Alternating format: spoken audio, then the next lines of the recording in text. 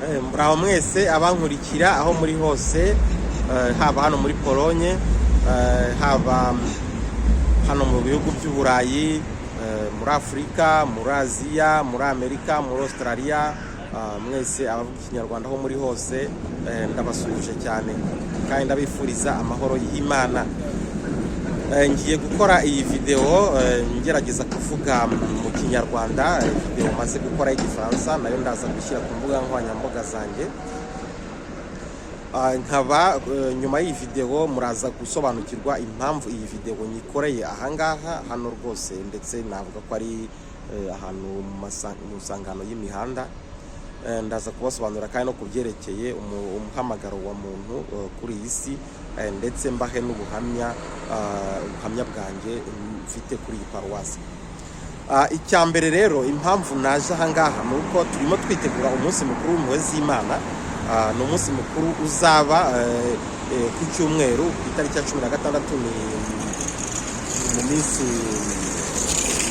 itatu iri imbere, ku wa gatanu, ku wa gatandatu, mu munsi wa gatatu uhereye none.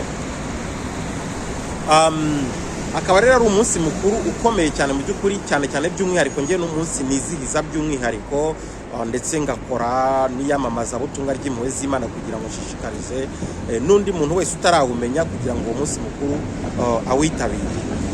Uyu munsi rero nkaba naje ahangaha kuko iyi kiliziya mureba inyuma yanjye hano bahita Plac Narutovica, ni mu izina ry'igipolone, Plac Narutovica cyangwa se Place Narutovica mu rurimi rw'igifaransa.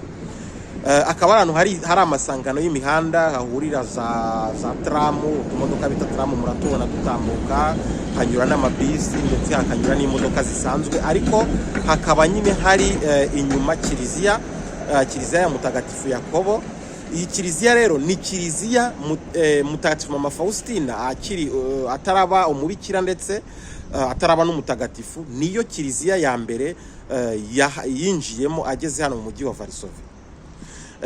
Kubaza rero ubwo butumwa cyangwa se no kutabazi nabo ndabibutsa nyine Mutagatifu Faustina yavukiye hano muri iki gihugu mu mujyi witwa Gogoviec, ni hirya ya Łódź gatoya. Naho nagize amahirwe yo kugerayo. Donc ngaho rero niho yavukiye. Noneho akiri muto yagiye yumva nyine ko ijwi rimuhamagarira kwiha Imana, ariko ntabwo yigeze abona uruhushya rw'ababyeyi, kandi ntabwo yigeze asobanukirwa mu by'ukuri n'uwo muhamagaro we. Nuko rero rimwe agerageza guhunga nyine avuga ati ibintu ntabwo nshaka kujyamo ko simbisobanukiwe. Igihe yari yaragiye kwibyinira hamwe n'abandi bakobwa, aza kubona nyine uruhanga rwa Yezu ruvirirana. Yezu aramubonekera avirirana n'ibikomere, aramubwira ati ese uzambabaza kugeza ryari? Mbese nzakwihanganira kugeza ryari? Nuko nyine ahita yumva ko Yezu ari kumwibutsa nyine ko amuhamagarira kwiha Imana, kandi ko hari ubutumwa bukomeye azamuha. Nuko rero ubwo ngubwo amaze kumva iryo jwi, yahise areka ibintu byose, ndetse ava mu nzu y'ababyeyi ahita afata urugendo nyine aza hano Varsovie, kuko Yezu yari yamubwiye ati atuzagende ujye Varsovie, nugera Varsovie nibwo nzagusobanurira ibyo uzakora byose. Nuko ubwo rero yaraje agera ahangaha nyine, ubona hari amasangano y'imihanda. Iyi kiliziya ya mbere niyo ya mbere yagezeho, noneho yinjiramo nyine nkuko Yezu yamubwiye ati kiliziya ya mbere uzabona ugeze mu mujyi wa Varsovie aba ari uzinjiramo. Iyi kiliziya rero niyo yinjiyemo. Noneho aragenda ajya muri harimo za misa zagendaga ziba, misa ya mbere ya kabiri gutyo. Noneho uko ahagana ku mugoroba nyine nibwo yaje abona nyine buri no kwira, nibwo yaje kumva ijwi nyine rimubwira ko agomba kwegera umupadiri wari wasomye iyo misa. Noneho asanga uwo mupadiri amubwira nyine uko yabonye Yezu, n'ibyo Yezu yamubwiye. Noneho umupadiri aramubwira ati rero ni ibintu byo gutekerezaho no kwigaho neza, atariko nzakohereza mu muryango w'abakristu. Uwo muryango w'abakristu uzajyayo, noneho ukorera amafaranga, kuko kugira ngo winjire hano mu kibikira nuko hari n'amafaranga ugomba gutanga. Ayo mafaranga azakubeshaho mu by'ukuri. ni nk'amafaranga y'intangiriro. Urumva uretse ibintu byose kugira ngo ujye gutangira ubundi buzima, birumvikana ko urabizi no mu muco wa Kinyarwanda iyo bashyingiye tuvuga umukobwa bamuha ibikenewe, cyangwa se bashyingiye umwana bakamuha isambu cyangwa se bakamwubakira. Ni ukuvuga ngo hano mu muco hano iyo umuntu agiye mu kibikira naho agomba kwitwaza amafaranga mbese azamubesha. Noneho rero ubwo uwo mupadiri yamwohereje ahantu mu rugo rw'abakristu bishoboye kugira ngo ajye gukorera amafaranga nk'umukozi wo mu rugo, kugira ngo umunsi azabona aho yinjira mu muryango w'ababikira bazashobore kugira gute, azashobore kuba afite ayo mafaranga akenerwa. Ubwo rero ahangaha nyine niho yahuriye n'uwo mupadiri. None umupadiri amwohereza hanze ya Varsovia k'uwo muryango wamwakiriye, noneho akajya akora amafaranga kandi anitegura gushaka nyine umuryango azinjiramo. Ahangaha rero nahabasobanuriye, ariko ejo nzajya ahandi hantu noneho aho uwo muryango wari uri yinjiyemo bwa mbere, ari wo muryango w'ababikira bitwa Bikira Mariya umubyeyi w'impuhwe. Uyu munsi rero nyuma yo kubasobanurira impamvu ndahangaha, nateganyije no kubabwira ku byerekeye umuhamagaro wacu hano ku isi. Umuhamagaro wacu ku isi ni ukuba hano ku isi dukora ibyiza, tubaho mu rukundo, dukunda Imana kandi dukunda n'abantu, kandi tunitegura nyine kuzasanga Imana, kuko twese nta uzabaho nk'umusozi, twese tuzasanga Imana. Ariko rero habaho nyine uburyo butandukanye umuntu abaho. Umuntu ashobora kubaho akaba umupadiri, umuntu ashobora gushinga urugo, ushobora kuba umubikira, cyangwa se ukiyemeza kubaho ari umuntu ubaho udashatse nyine ubikoreye ikuzo ry'Imana. Ibyo byose nicyo nakwita umuhamagaro wa muntu, biri mu muhamagaro wa muntu. Ariko akenshi guhitamo umuhamagaro akenshi hari igihe bitugora. Umuntu akibaza, ese nzakora iki, ese nziha Imana, ese nzashinga urugo, ndetse ku buryo hari n'abarwara bakaremba rwose kubera yuko guhitamo byamunaniye. Aha rero nagira ngo dufate urugero ku mateka ya Faustina, nk'uko Yezu Kristo ari washoboye kumuyobora nyine, ndetse akamuyobora no ku bayobozi ba roho. Natwe twisunga Imana mu gihe dukeneye kumenya icyo gukora. Twisunga Imana, dushaka abayobozi ba roho, hari n'ibimenyetso umuntu abona mu buzima, nabyo umuntu akamenya kubyitegereza kugira ngo ashobore gusobanukirwa impuhwe z'Imana. Rero ibyo nabyo mu byiga impuhwe z'Imana zitanga nabyo harimo gusobanukirwa nyine n'ikintu cyiza uhamagariwe gukora. Ni byiza ko tureba ibyiza, kuko nubwo bibabaje ko hari abantu badakora ibyiza bakibanda ku bibi cyangwa bakagira nabi bagenzi babo, ariko mu by'ukuri twese twahamagariwe kugira gute, gukora icyiza, kugira ngo tugirire neza bagenzi bacu kandi tugire isi neza nk'uko kurusha uko twayisanze. N'umunyarwanda yaravuze ati, ese uzasiga inkuru ki imusozi, uzasiga inkuru ki imusozi, ese ntuzagenda bakuvumagura ngo wakoze amashyano, wishe abantu, wagize gutya na gutya. Ibyo rero ni ibintu duhamagariwe cyane cyane muri iki gihe ko dutegura umunsi mukuru w'impuhwe z'Imana kwibazaho, kugira ngo turebe niba iyo Mana yatugiriye impuhwe ikadushyira kuri iyi si, kugira ngo turebe niba umuhamagaro wacu koko tuwuzuza nk'uko bikwiye. Njyewe ndashimira Imana ko yampaye abana, nkaba mfite abana, nkaba mbishimira Imana, nkaba numva ko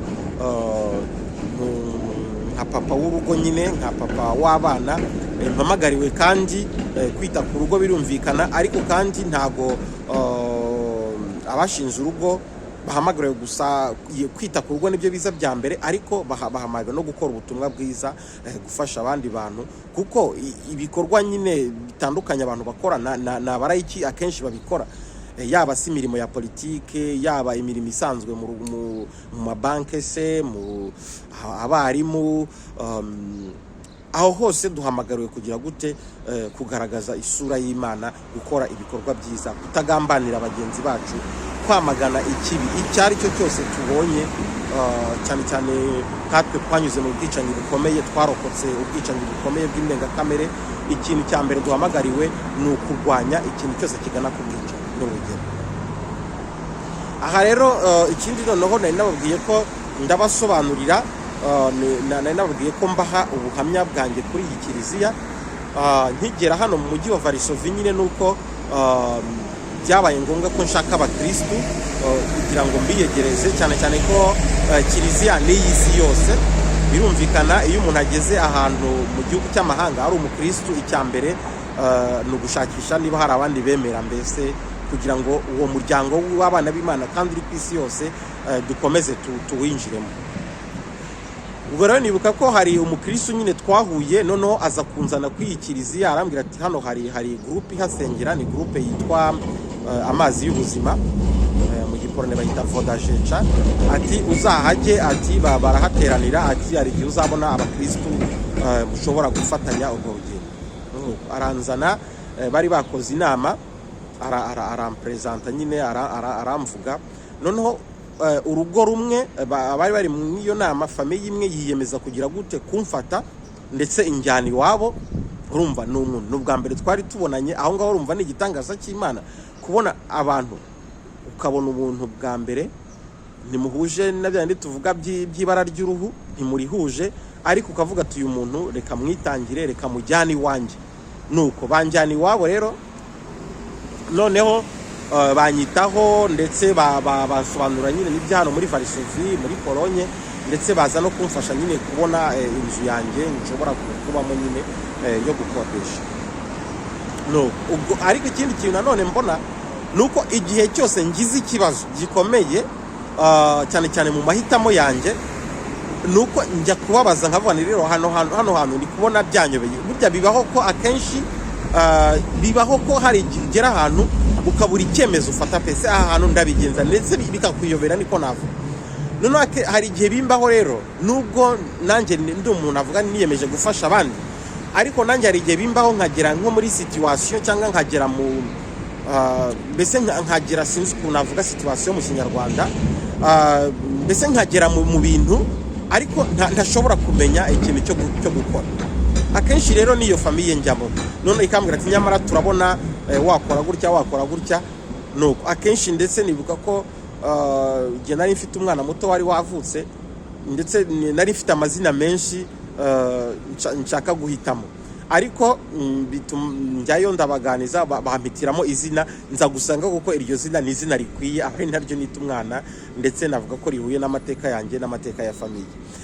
Nuko ngasanga rero ni kubyerekeye ibyo nkora byo kwitangira abandi, bashoboye kumpishurira yuko mu by'ukuri ndi umuntu utaraheranwe n'akababaro, ndi umuntu ukora uko ashoboye, kandi nkita no ku bandi bababaye. Nubwo nanjye nababaye, nita no ku bandi bantu bababaye, ndetse bari no mu bibazo bikomeye cyane by'ubuzima, ndetse n'ibyo bibazo byo guhitamo nyine icyerekezo. Nuko ubwo noneho barambwira bati nyamara tubona iyi mpano uyifite.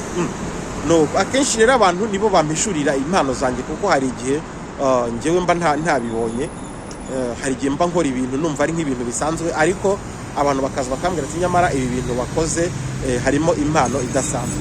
Nuko rero baje kumpishurira yuko mfite impano yo kwita ku bandi bantu, kandi abantu bafite ibibazo biremereye. Ubwo ninjya mbona akanya nzajya mbaha ubuhamya yenda bw'ibibazo bimwe na bimwe nshobora nagiye mpura nabyo, kandi umuntu nkamwitaho koko, nkabona ashoboye kubona inzira anyuramo. Ariko ntabwo ari ibintu nakwiratana, kuko ni ukuvuga ngo ni impano y'Imana. Icyo nshaka kuvuga rero ahangaha nanone, mu kumenya umuhamagaro wacu, ni ngombwa yuko impano yacu tuyikoresha, kuko iyo impano yawe utayikoresheje iraryama, ntabwo igira gute izamuka. Ariko uko ugenda ukoresha impano yawe, niko ugira gute ugenda usobanukirwa, niko ugenda usobanukirwa. Muri iki gihe rero cy'impuhwe z'Imana, dutegereje umunsi w'impuhwe z'Imana, ndifuza ko buri muntu wese yashaka inzira yo gusobanukirwa umuhamagaro we w'icyiza ahamagariwe gukora kuri iyi si. Ni ikihe cyiza mpamagariwe gukora kuri iyi si? Ni ikihe cyiza mu gihe tubona ibikorwa by'ubugizi bwa nabi, ubwicanyi, ubugizi bwa nabi, intambara zitwugarije? Ese ni iki nakora? Twibuke ko hari n'abantu nyine b'intwari batubanjirije. Bose kuba intwari ni ukwiyemeza no gukora ikintu abantu bose banze, ariko ukavuga uti uko byagenda kose ngiye kugikora, kandi nubwo cyahitana ubuzima bwanjye ariko nyine ukagenda nk'intwari, nubwo cyahitana ubuzima, kuko twese nta n'umwe uzabaho kuri iyi si nk'igiti, twese tuzagira igihe cyose tuvuye. Ni byiza rero ko twavuga tuti ese ni ikihe cyiza nakora, nubwo abantu benshi hari igihe ndeba ngasanga hari igihe nkatwe abanyarwanda hari igihe tugera mu bihe bikomeye ntidusobanukirwe. Ati ubwo benshi bari gutekereza gutya, aha ntiteranya, aha nabura umwanya wanjye w'akazi, aha ntatakaza ubucuruzi bwanjye. Ugasanga umuntu aravuga kuri ubwo buryo, none ugasanga umuryango wose, igihugu cyose ugasanga ntigisobanukiwe n'ibikorwa by'ubugizi bwa nabi buhari. Ugasanga abantu benshi babigiyemo. Kubera iki? Kubera kwa kuvuga ngo sinshaka kwiteranya, sinshaka kwitandukanya n'ubutegetsi se cyangwa kwiteranya n'ubutegetsi. Ariko ibuka yuko nta kitagira iherezo. Ikibi cyose cyakozwe, abantu abagikoze bazagira gute? Bazakibazwa. Kandi wowe nukora icyiza, nubwo cyatwara ubuzima bwawe, igihe cyose kizahora kibuka. Ariko kandi ntabwo twavuga ngo igihe cyose kizatwara ubuzima, kuko hari n'abakoze neza bakitandukanya n'ubugizi bwa nabi, Imana nayo ikagira gute? Igakomeza kubabeshaho. Ubu ngubu tukaba tubabona nk'abantu b'intwari kandi bagenda bagororerwa kubera ibyiza bakoze. Aho ngaho rero akaba ariho byerekeye umuhamagaro ndetse n'ubwo buhamya nari nabateguriye, tunatangira ndetse ko natangira mbasobanura impamvu hano ndi hano. Ndumva ikiganiro cyanjye naba ngisoreje hano. Tuzakomeza ku munsi w'ejo dukomeza kwitegura umunsi mukuru w'impuhwe z'Imana wo kuri iki cyumweru. Sawa, murakoze, mukomeze kugira ibihe byiza, mukomeze gukomera. Abari mu ngorane mwihangane kandi mufashe abababaye, mwirinde ubugizi bwa nabi. N'abishimye namwe mushimira Imana, kandi ibyiza ari byo bibanza, aba ari byo dushyira imbere yo gukora ibyo. Murakoze, dukomeze kugira